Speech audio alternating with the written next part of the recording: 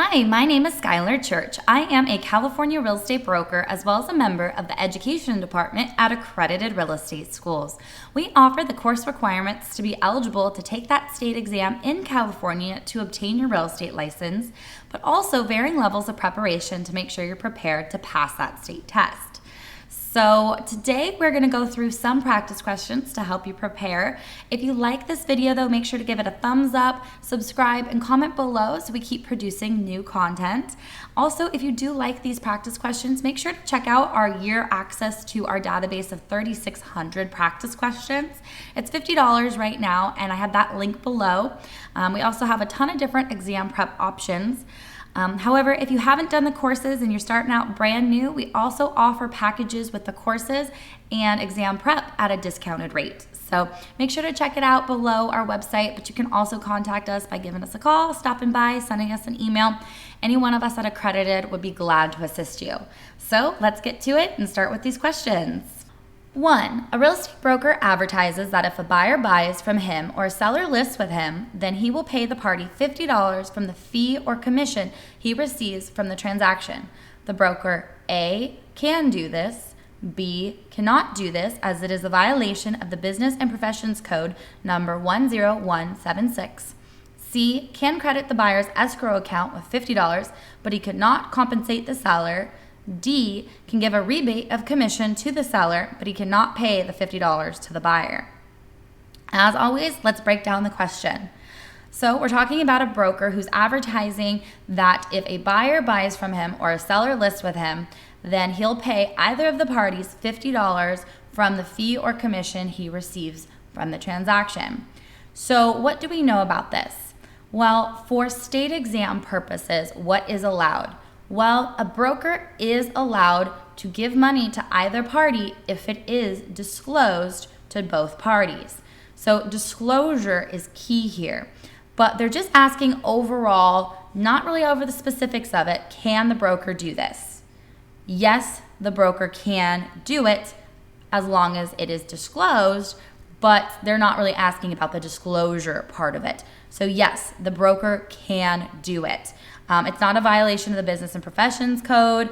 It's not it's saying, can you credit the buyer but not the seller, or the seller and not the buyer? No, you can do it for the buyer and seller as long as it is disclosed. So the best answer out of all of these is A, the broker can do this.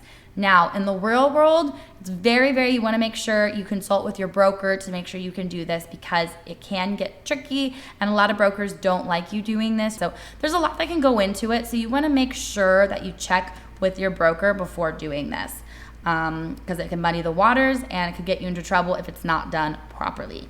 But overall, for state exam purposes, it can be done.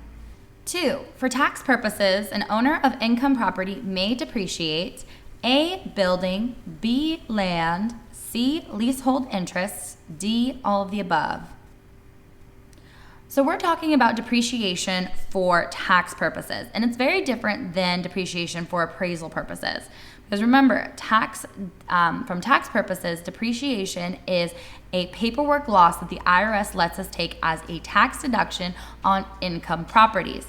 Now, there are limitations to it, but income property, and it also, so it cannot be like your personal residence. It has to be an income property, and then you can depreciate it, and it's a return of your investments.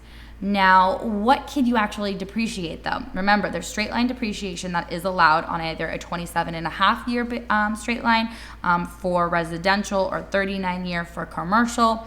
But what can we actually depreciate on that straight line schedule? Well, you have to know land is never, ever depreciable. Land does not wear out, so you cannot depreciate land. But the improvement, so a building can be depreciated if it fits the depreciation parameters set forth by the IRS. And the building is then able to be depreciated.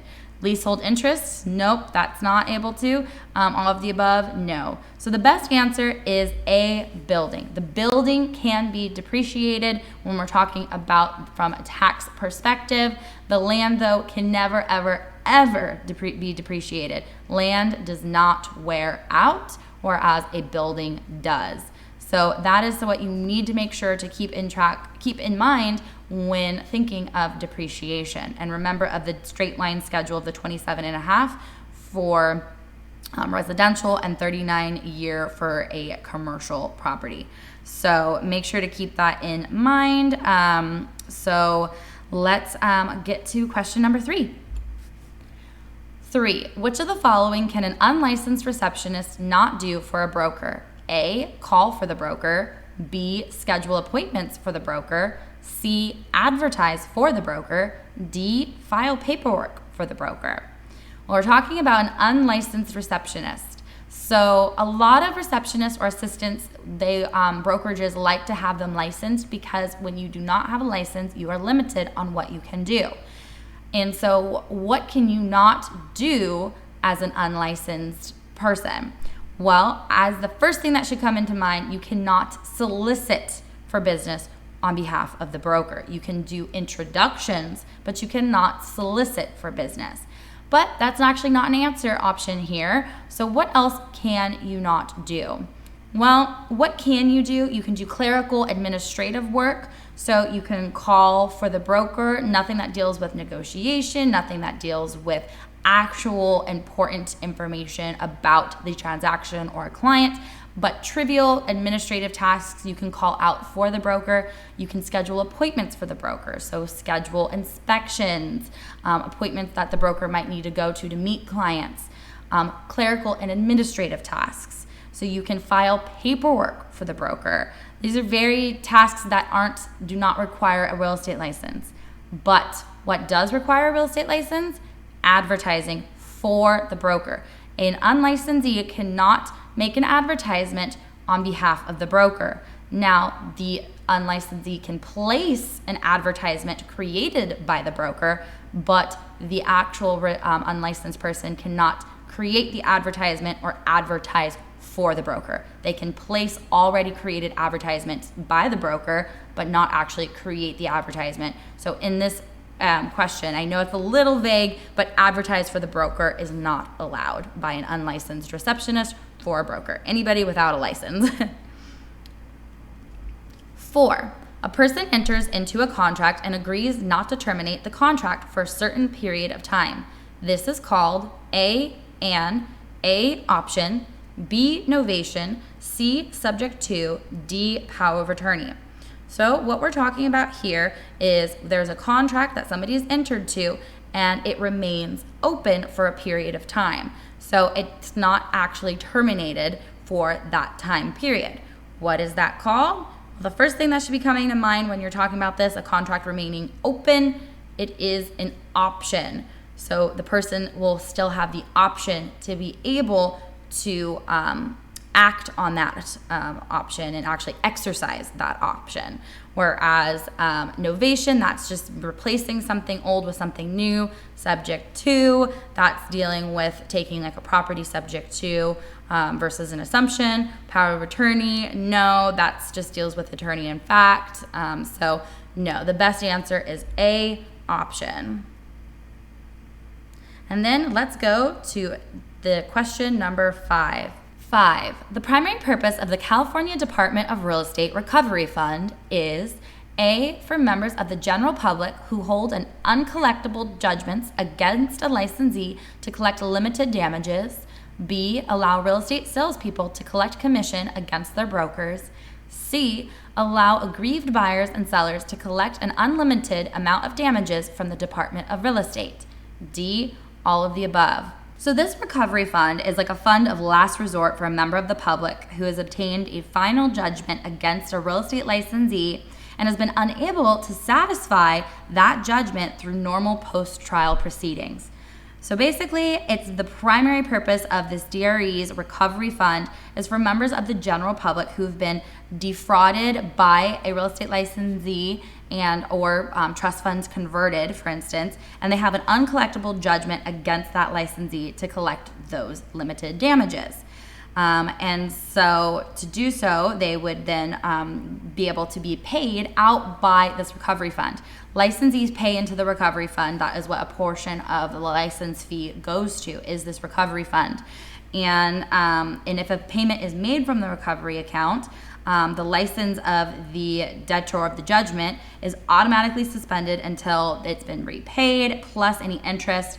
And there are limitations, though, also on this recovery fund. So it's limited to $50,000 per transaction, as well as $250,000 maximum per licensee.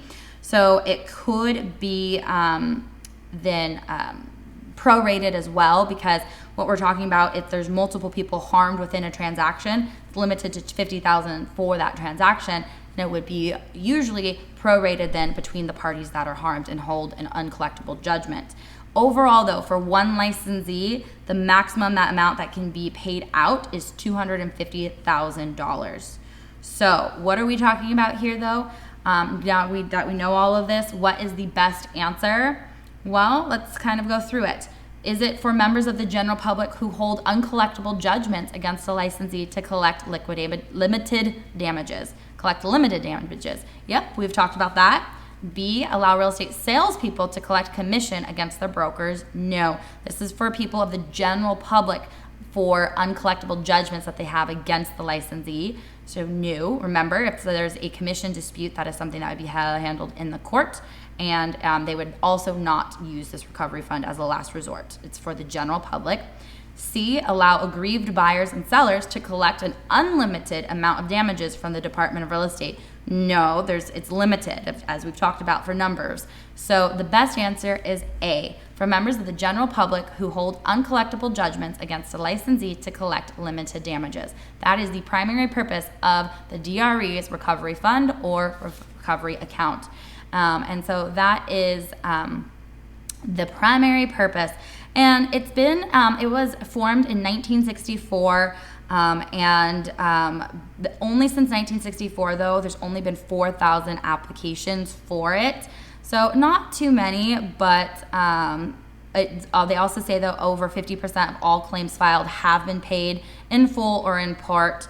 And so this has definitely been a good fund for last resort for the general public who can't collect their judgments against the licensee that harmed them. So you need to know about this. It's important to know about for when you're practicing, but also for state exam purposes. Most likely will get a question on it. Thanks for watching. I hope this video was helpful in your licensing journey and your studies.